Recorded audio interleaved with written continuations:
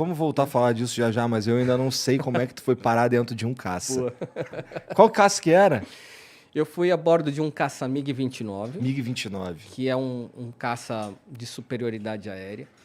Então, O que quer dizer superioridade aérea? é o caça que quando ele entra no ar, todos os aviões têm que abrir um guarda-chuva de espaço para aquele avião decolar. Ele é um avião que ele voa muito mais rápido do que os demais. Ele tem capacidades bélicas superiores também. Então, por exemplo, nós temos aqui no Brasil o AMX, que é um caça subsônico. Ele não é um caça de superioridade aérea, ele não é um caça linha de frente, né, para um ataque. Já Entendi. o MiG-29 é um caça que ele faz presença, né? É um caça Quando ele grande, chega no bagulho, o encorpado vagabundo ali. fica boladão, entendi. Pra você ter uma ideia, esse tipo de avião ele foi utilizado por muitos anos, inclusive no período soviético, para fazer espionagem em bases, né, da OTAN e Significa tudo mais. que é um caça relativamente antigo também. Ele foi colocado em serviço em 1985, se eu não me engano, Tá. 86. 37 anos. Hoje existe a versão dele já com software atualizada, que é o MiG-35. Tá. Então, na prática, é o mesmo avião, só que ele já tem todo o Uma equipamento de tecnologia. bordo já sofisticado, digital e tudo mais, não é mais aquele... E como que tu foi parar dentro dele? E aí foi a ideia, né? Como eu queria ser astronauta, eu estava olhando ali os requisitos, né? Falei, o que o Marcos Pontes fez que eu consigo fazer ainda? Foi mais ou menos assim, né? Tá. E eu precisava criar um currículo.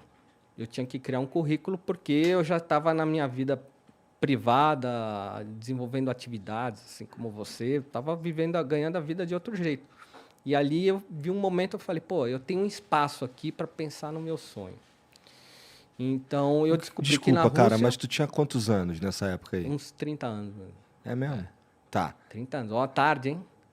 30 anos você começou a construir a tua carreira O Marcos astronáutica, Pontes, por dizer. foi para o espaço com 45. Tá. Então, 30, eu falei, dá tempo. Tá. Não sei se eu vou conseguir voltar e resolver algumas paradas aí, mas pelo menos um currículo eu vou conseguir montar. Se houver algum chamamento público, eu estou ali no radar, né? E entre as coisas que tinha nesse desafio, né, curricular, era essa experiência em Força G. E ali eu falei, opa, isso é um problema, porque havia até, entre parênteses, assim, preferência piloto de caça. Falei, Tá. caramba, pô, mas e agora, né? Então, eu fui até a Rússia, onde lá eu descobri que existe a possibilidade de um civil poder aprender e, inclusive, pilotar caça. Então, Existem outros lugares no mundo com essa possibilidade, será? Não. É na Rússia. A Rússia é o local onde o civil e o público conseguem se misturar numa boa, sem tanta burocracia. Por incrível que pareça, é um país burocrático, mas na área bélica, militar, enfim, eles são bem cooperativos. Eu acho até mais do que os americanos. Mas assim, eles foram tranquilos com a chegada de um brasileiro para isso? Então, quando eu cheguei, aí tinha todo um esquema, digamos assim, né, de produção, porque esse tipo de experiência é vendido a turismo. Ah, entendi. Pode ser vendido. Então, hoje eu posso levar o Igor a bordo de um caça, porque eu conheço lá o pessoal lá da base, né, da Então, quando tu me Mikoyan chamou Gurevich. para dar rolê de caça, era na Rússia. Na Rússia. Tá maluco? Deixa eu aqui, irmão. Não, porque lá é legal. Lá você vai fazer coisas que aqui nem o piloto da Força Aérea da FAB pode fazer.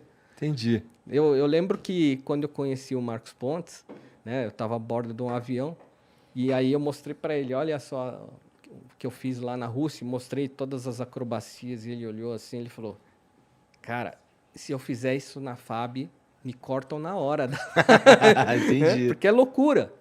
Então, você consegue realizar algumas proezas acrobáticas lá na Rússia que aqui seria impossível no Brasil. Então, lá era o caminho. Eu consegui incluir, então, no meu currículo, forças em atividade G até 7 Gs, o que já era mais do que o apropriado para futuro astronauta. Tu não apaga, não? Numa... Apaga. Apaga, né? Apaga. Daí tu... Mas assim, tu dá... Faz parte do show, digamos assim. É. Tem que apagar, inclusive. Entendi. Então assim, tu apaga pilotando e isso é normal. É normal, é normal, é normal. E tu me chama pra dar rolê contigo. Porra, tô fora. Mas essa é uma apagada rápida. Sim. Você utiliza uma roupa, né, que é o Suite G, que é uma roupa apropriada para essas diferenças, né, de forças. E ela é uma roupa, ela funciona como uma espécie de um espartilho masculino, né? Tá. Não sei se isso existe, mas enfim. Ela é cheia de amarras e precisa de uma pessoa para te ajudar a vestir essa roupa. Então, você não consegue colocar ela sozinha. Ela é muito justa mesmo e eles ainda apertam bastante para ficar bem firme no corpo. E ela tem uma série de tubos contornando os seus membros, né? O braço, pernas e a coluna e tudo mais. E esse tubo, depois, ele é interligado no cockpit, lá no caça. Vocês criam uma simbiose, né? Viram um ser único, né? Você e o avião. Que nem Evangelion. Aí ninguém entendeu, mas tudo bem, vai. E aí o avião, uma vez que ele desenvolve algumas manobras muito rápidas, né? Então a força G é aquela força contrária, que você comumente sente num parque de diversão, numa montanha-russa. Só que ali você não está mais descendo a 90 km por hora, uma queda de 90 metros. No caça, você está descendo a 1.500 km horários, uma queda de 1.500, 5.000 metros. É muito mais radical. Porra! Muito. Então, Sim. então, ali você vê o chão chegando muito perto.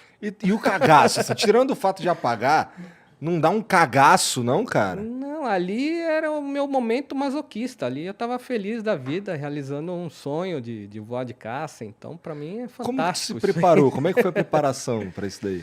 Bom, a preparação de astronauta, ela começa em várias atividades da NASA em cursos. Tá, bom, já Então- falamos disso, mas eu quero entender especificamente a Do do caça. caça. Ah, do caça, aí você vai rir um pouco. Ah, é? Porque a preparação é o famoso assim, chute nas costas e entra lá, né? Mais ou menos Entendi, assim. mas você já sabia voar. Sim. Então, Pelo amor de Deus. você chega lá, você tem a aula de instrumentação, né? Os instrumentos do cockpit, aprende o que é cada coisa, né? Se você vai mexer no botão, aí já vem um cara para já dá aquele tapinha na mão, aí não toca, né? Mais ou menos assim, né? Uma coisa que é muito comum e eles falam, ó, se você mexer aqui, você morre.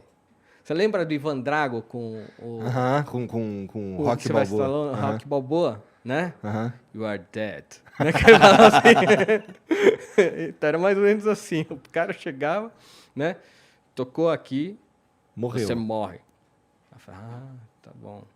Tocou aqui, você morre.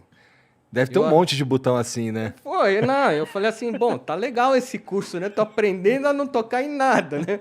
Daqui a pouco vai voar um sarcófago com o cara aqui, porque a múmia aqui não vai poder.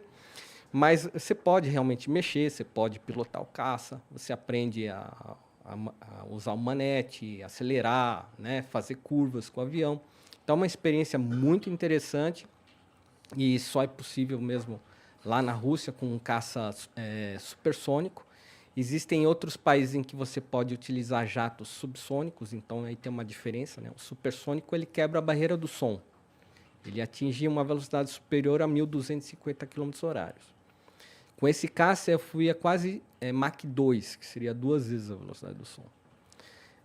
Se eu for fazer a mesma experiência, por exemplo, na Itália, enfim, na República Tcheca, uma ex-república russa, eu vou utilizar um avião subsônico que vai chegar a uns 800 km/h.